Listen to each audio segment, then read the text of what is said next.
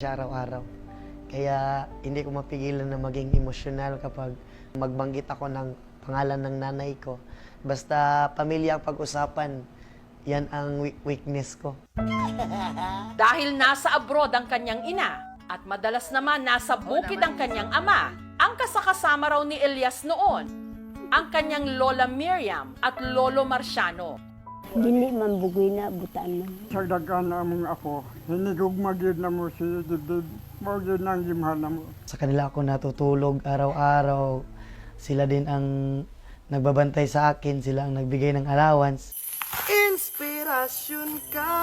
Dahil sa kanilang pagsisikap, nitong 2023 lang, nakapagtapos si Elias ng criminology. Malaking tulong sa akin. Nasasanay na yung katawan ko sa natrabaho na ganon. Nandito na naman ako, namumunat sa kabukiran. Pero sa halip na maging pulis, sinunod daw niya ang sigaw ng kanyang puso, ang mag-perform. Inumpisahan niya sa pagba-vlog. Ipinakita ang kanyang buhay sa bukid. Dili po na mawala tong kagandahan di. Ay! Hanggang nagpasample ng kanyang boses at dance moves. And the rest is history, ika nga. Si Elias na imbitahan na ngayong magtanghal sa iba't ibang mga probinsya ng Mindanao. Napupuno talaga ang isang area kapag nagigig kami. Nararamdaman ko sa aking sarili is proud na proud, masayang masaya. Maraming fans na rin daw ang nagdi-DM o direct message sa kanya. Sinasabihan nila ako na, pwede ba tayo na lang? Pwede bang magkita tayo? Matawa lang din kasi mabait naman ako na tao at saka masarap din.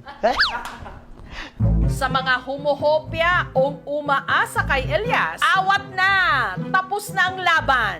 Meron nang nanalo at nagpatibok ng kanyang puso. Si Abigail na aminadong selosa. May fans kasi dati, humalik talaga dito. Kasi very territorial ako eh. Yung akin. Tapos ngayon, na-realize ko na since nag-expand na yung circle niya, yung mga tao na nakakasalamuhan niya, kailangan ko talagang mag-adjust. Maliban daw sa charm ni Elias, na-fall din daw si Abigail sa puso nito. Makita mo talaga na maganda yung kanyang heart. At meron na rin pala silang anghel, si Apollo. Si Elias talaga is super hands-on sa aming anak. Paano ngayon? Kasi malayo ka sa kanila. Kung ka syempre, nasanay ka nga perminti mo sabay. Ang tod niya naabot sa point aing ani, pero okay lang man kay makasabot man pod. Hindi biro yung napagdaanan namin. Ngayon, unti-unti na naming naaabot yung mga sinasabi lang namin dati na, hey, Jessica, unta ka nang makatugtog ka sa kanang big stage. Pang, uli na. Mingaw na ako ni mo, Pang. Buntag! Kahapon lang, umuwi si Elias ng Magpet para bisitahin ang kanyang pamilya. Kamusta? Napapiraman ka. Hapit ni mong birthday oh. Nakipaglaro siya agad sa kanyang mag-ina na miss na niya. I like it. Laki mo gusto. Agaray. Sinamahan din niya ang kanyang ama na muling mag-tapping sa bukid.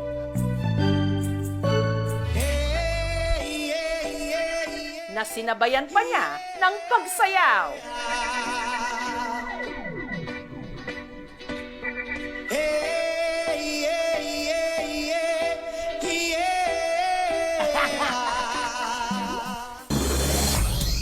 Kinagabihan, diretso naman si Elias sa gig nila sa Cali Fest 2025, Kalinan, Davao City.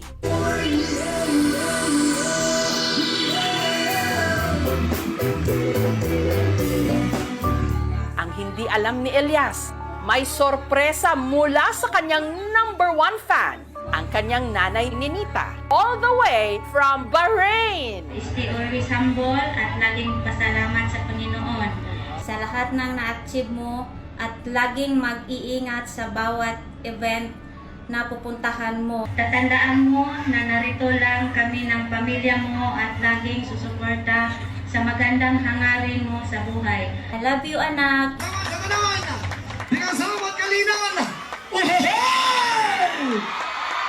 Sa ngayon, hindi ko pala kino-confirm ang sarili ko na sikat ako. Paminsan-minsan din, kinakausap ko rin ang sarili ko. Sikat na ba talaga ako? Kailangan ko pa siguro magsipag para maabot yung pangarap ko. Gusto ko kasing whole world. Huy! Pangarap ko na maka-show kami sa iba't ibang bansa. Pangarap na lang man din ako, lubos-lubosin ko na lang. Lipad, saan ang gusto mo? Patuloy ka lang sa mga pangarap mo.